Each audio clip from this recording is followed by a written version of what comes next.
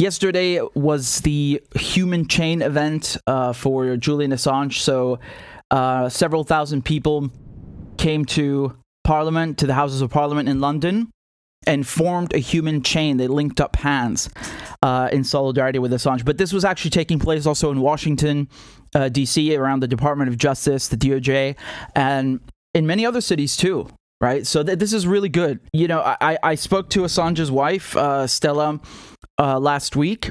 The interview's on the channel, and she said that, surprisingly, no one has ever attempted this form of action or protest before. Just simply, holding hands around Parliament, and it was massive. Let me show you these videos quickly.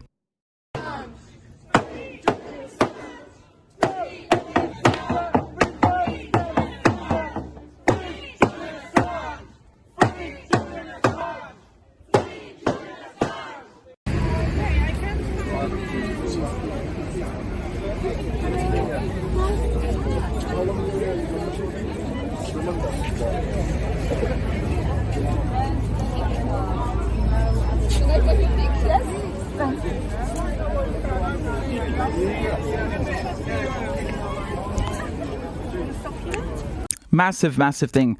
Let me know in the comments, by the way, if you were able to make it there. That's pretty big action. I believe this would be. I know it's in London. I'm just thinking of this near the Australia House. Basically, it's the embassy. So here we have in Melbourne as well. So remember, Assange is Australian, but he's currently in prison in the UK, and they're trying to get him extradited to the US. They're charging him as a spy, right? So 175 years. Potentially. It's very interesting because you have a lot of people who support him in Australia in Parliament. So you have these like cross-party parliamentary groups, which shows you that it's supported. His release is supported all across the board. When it comes to the US, obviously, no one in Congress would dare open their mouths in support because they're all too scared. And in the UK, here's Jeremy Corbyn. There you go. So he's former head of the Labour Party, and he was there as well as Chris Williamson, former Labour MP as well, and I believe George Galloway. I'm not sure though, but obviously, all of us, myself included, we were helping to promote this and get it done. So I hope some of you were able to make it. Here's Corbyn. To the US government, I say simply this.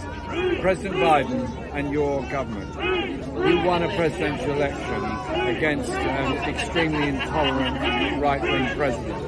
You won that with the support of millions of Americans who want to live in a free, open, democratic society. Millions of Americans who stand amongst those who marched for the Civil Rights Act, who marched for democracy and justice, who marched against the Vietnam War. Are you really wanting your administration to be the one that imprisoned a journalist for telling the truth about the wars? Great point. We've heard the phrase a million times. Donald Trump is a fascist, and if you don't vote for Biden, then you're voting for fascism. Okay, so Biden is now here. And what does he do? He just continues Trump's work. Foreign policy, sanctions, the wars, and Assange is one of those projects from Trump, which he continues. Which kind of shows you what the deal is, right?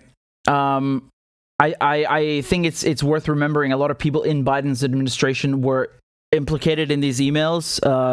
They're basically exposed as doing all sorts of heinous crap, Again, the list is too long, but I remember Jake Sullivan, who's Biden's national security advisor, he said Al-Qaeda's on our side in Syria. These things, they don't like that. So whether you are Republican or Democrat, you're going to find people in both of those parties. And of course, the people who are in the intelligence community who support extraditing a journalist and putting him in jail for 2 centuries because they want democracy in Iran, right? They want democracy in Syria. They want democracy in all these places that have foreign policy they don't like, but definitely not at home not in the UK, not in the US. Over there, you know, at home, a free press is bad.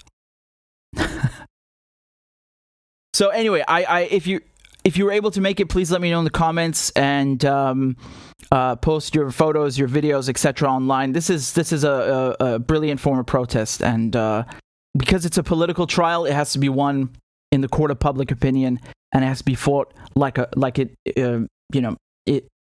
is politics, because that's exactly what it is. It's certainly not a legal issue. It's a political one, and that's why they're after him.